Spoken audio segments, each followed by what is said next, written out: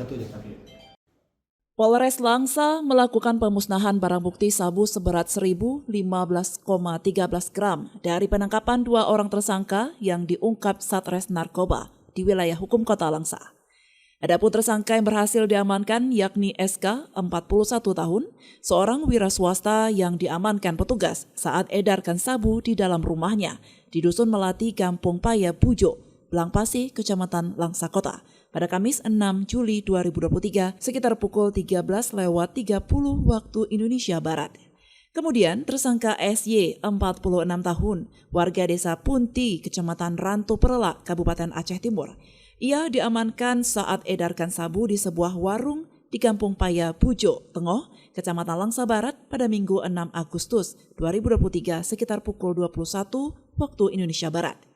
Kapolres Langsa AKBP Muhammadun mengatakan dari kedua pelaku tersebut barang bukti sabu berhasil diamankan dengan berat keseluruhan 1.015,13 gram yang hari ini dimusnahkan. Sabu tersebut dimusnahkan dengan cara dimasukkan ke dalam alat blender, dicampurkan dengan air, dan kemudian setelah di blender dituangkan ke dalam ember yang berisi oli bekas. Hari ini kita melaksanakan pemusnahan barang bukti sabu seberat 1 kg lebih ya, dengan 2 LP ya, 2 laporan polisi. Alhamdulillah hari ini juga kita didampingi oleh dari pengadilan negeri, kemudian dari kejaksaan juga serta yang belum ada memang dari dinas kesehatan kami sudah tunggu tapi masih di perjalanan.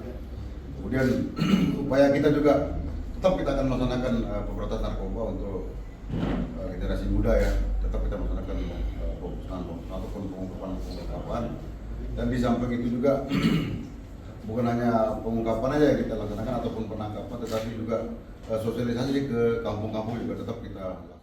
Polres Langsa juga terus bersinergi dan terus berupaya bersama instansi terkait guna melindungi generasi muda dari bahaya narkoba. Dari Langsa, Seli Novita melaporkan untuk Puja TV Aceh.